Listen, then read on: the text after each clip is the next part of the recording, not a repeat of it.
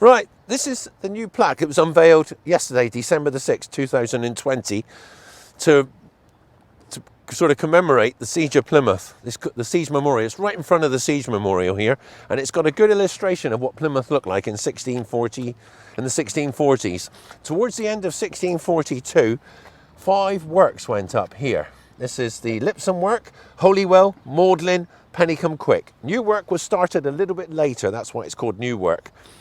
These forts were built overlooking major roads or river crossings. Millbridge here for the new work. Pennycombe Quick here, you can see the bridge, where the train station now stands. Magdalen Fort here to the right of the Leat, which is at the top of North Hill, looking towards Mutley Plain and Townsend Hill. Holywell Fort, which is behind us to the left. Lipsome Fort ahead of us on the corner of Lipsome Road, where those houses and that tree is now. Now, the Battle of Freedom Fields, as people call it today, started in this area, the Lipsome Mill area, which is at the far end of Mount Gould Road, near where Astor House once stood. This was the fort that was overrun by the Royalists and during the night of December the 2nd to the 3rd. And then they stayed there. I think uncertainty, because the alarm had been given by one of the garrison who escaped, firing his musket. They weren't sure what was going to happen, so they rather thought to wait till daylight before moving. In the meantime, Colonel William Gould came up to Lipsome work and gathered reinforcements from several of these forts along the line. They moved along what was a military road to get to Lipsome, and some soldiers from the garrison came up from Resolution Fort area, one of the gates down this area, Eastgate probably, moved up what is now Lipsome Road to reinforce Colonel William Gould.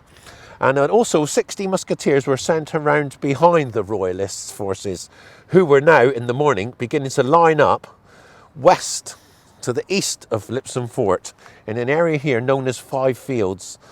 The fighting there took place in an area that is now built over with houses and lasted several hours. Several hundred men were killed, several hundred more were wounded, there were a few prisoners. But this here map gives you a brilliant idea of what Plymouth looked like in the Civil War. It shows you the forts around the coast of the Catwater. Here, Fort Stamford over at Plymstock. Got Drake's Island, St Nicholas's Island. Plymouth Fort, which is gone. The old castle is there. St Andrew's Church. Charles Church should be going up soon. It was being built at that period, so it's not on the map yet. The old friary is all gone. This is in this area here, where Resolution Fort stands now. You've got forts along here. Charles Fort is where the police station now is, Charles Cross. You've got St George's Fort.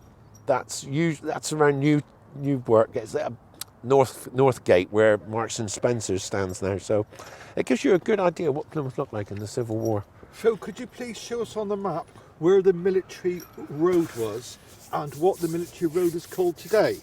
There is no military road as such. I called it a military road because all these forts were built in front of a road that went from North Road East up to North Road West towards Mount Gould Road and Ladysmith Road and Clifton Place, obviously.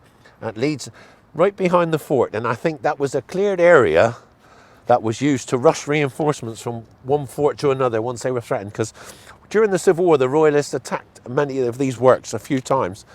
There were 3 big periods when there was a lot of Royalist soldiers in the area and they tried to take some of these forts, and troops were rushed along the road behind the forts to get from A to B quickly. You needed a road, and I believe North Road East, West, Clifton Place and Mount Gould Road, or Ladysmith Road, was the area of the military road. And the foot is on the high... It's on the high ground behind the forts. And it forms a nice... Oh, yeah, it does, yeah. It's not changed, that road. If you look at it now, it's windy roads, because all roads are straight, normally, but these roads are windy roads, and it makes sense to have that military road.